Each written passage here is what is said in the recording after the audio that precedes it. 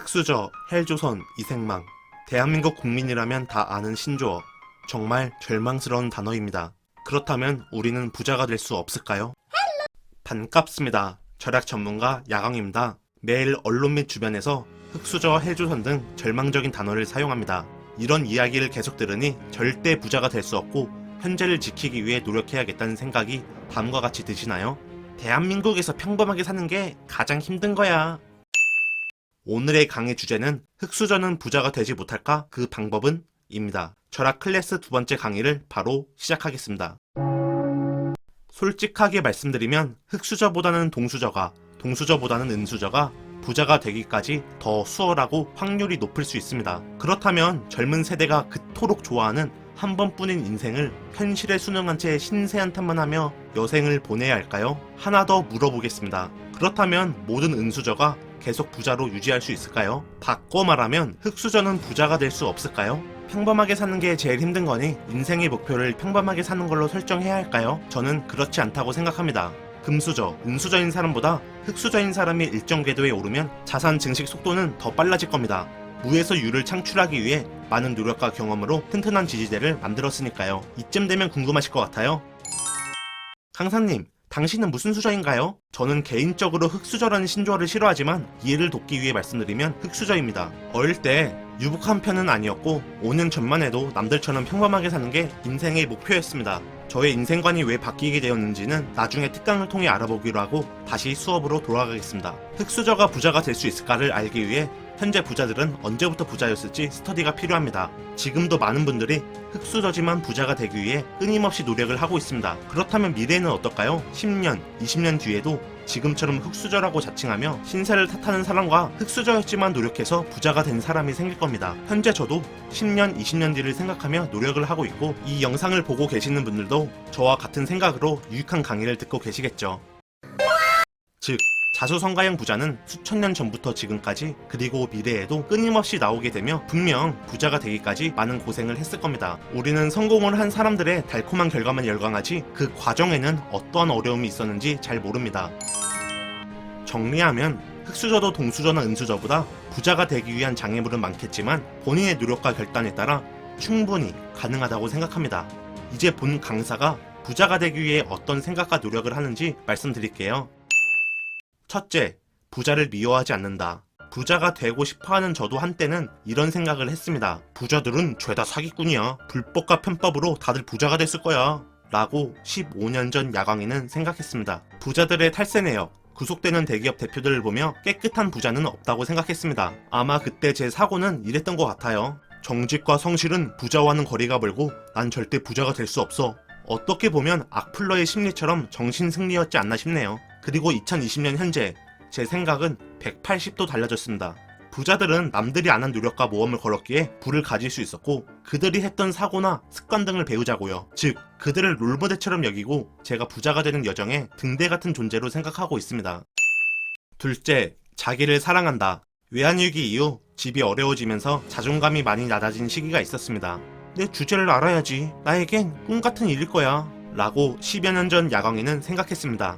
자존감은 사전적 정의로 스스로 품위를 지키고 자기를 존중하는 마음을 뜻합니다. 낮은 자존감은 곧 낮은 자신감으로 연결되고 무엇을 하던 결과는 좋지 못했습니다. 즉, 악순환이 되며 저를 평가절하했던 거죠. 하지만 자기를 사랑하게 되면 많은 것이 바뀌게 됩니다. 자신감이 생기며 어려운 일도 해결해 나가게 되고 축적된 성공 경험은 더 큰 힘이 되어 자기도 모르게 더 발전하게 되더라고요. 파이어족이 되기로 결심하고 새로운 것을 공부하고 실행하는 저에게는 높은 자존감은 큰 힘이 되고 있습니다. 하루를 시작하며 마음속으로 다짐해보세요. 난 충분히 멋있는 사람이야. 내가 못할 게 뭐가 있어.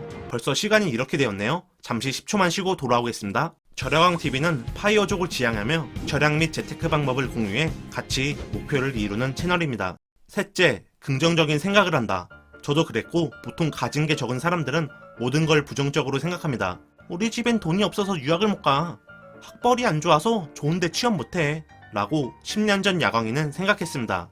하지만 사고를 전환하고 긍정적인 생각을 하다 보니 장학금을 받아 교환학생을 다녀왔고 남들이 부러워하는 직장에 취업했습니다. 본 강사도 처음에는 시크릿 책에 나와 있는 내용이나 끌어당김의 법칙을 믿지 않았습니다. 하지만 인생 자체를 긍정적으로 생각하다 보니 조금씩 변화가 생기더라고요. 어려움이 있어도 극복할 힘이 생겨 일이 잘 풀리기 시작했습니다. 지금 저는 경제적 자유를 얻기 위해 긍정적인 마인드로 매일 살아가고 있고 10년, 20년 뒤에 놀라운 변화를 믿고 있습니다. 넷째, 목표와 계획을 세운다. 많은 사람들은 미래를 그리는 건 시간 낭비라고 생각합니다. 언제 죽을지 모르는데 현재에 충실해야지. 미래를 준비하는 건 사치야.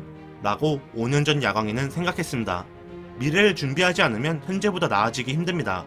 이게 바로 계획의 힘이고 우리가 꿈을 그려야 하는 이유입니다. 다소 어려울 것 같은 목표를 설정하고 그 꿈을 위해 스텝 바이 스텝으로 액션 플랜을 세워야 합니다. 또한 목표가 있다면 절약하느라 힘들어도 청사진을 생각하며 현명하게 극복할 수 있습니다. 모든 기업에서 월별, 분기별, 단기별, 연간 목표를 설정하고 세부 계획을 세웁니다. 효율성을 중시하는 기업에서 심심해서 그랬을까요? 목표 및 계획이 있고 없고에 따라 성과가 현저히 달라지기 때문입니다. 오늘 여러분들에게 과제를 내드리겠습니다. 수업을 끝까지 들으시고 부자가 되기 위한 목표 및 계획을 50자 이내로 댓글을 달아주세요. 선착순 5분에게 5점을 드리고 좋아요가 많은 5분에게 3점을 드리겠습니다.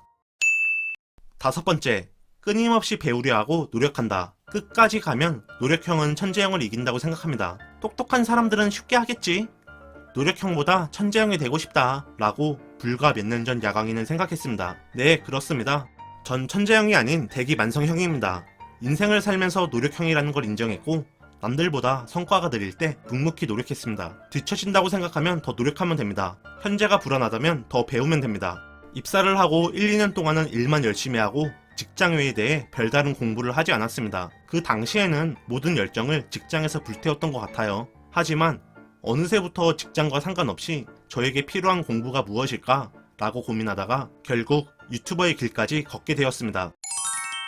직장인인데 시간이 없어 자기 개발은 힘든 것 같아요. 물리적인 한계가 있겠지만 의지가 있다면 불가능하지 않습니다. 게다가 흙수저라고 생각하는 분들은 지금보다 더 많은 노력이 필요합니다. 저는 평소 저녁을 먹으면 밤 9시가 되고 자정까지 유튜브를 하거나 책을 읽거나 산책을 합니다. 보통 하루 수면 시간은 5시간 30분 정도이고 주말 중 하루는 온종일 유튜브나 독서를 합니다. 여기 모두가 아는 우화가 있습니다.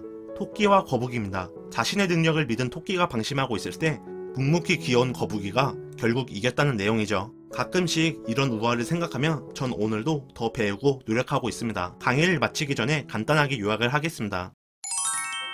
흙수저도 부자가 될 수 있으며 본인이 어떤 마음가짐을 가졌느냐에 달려있다.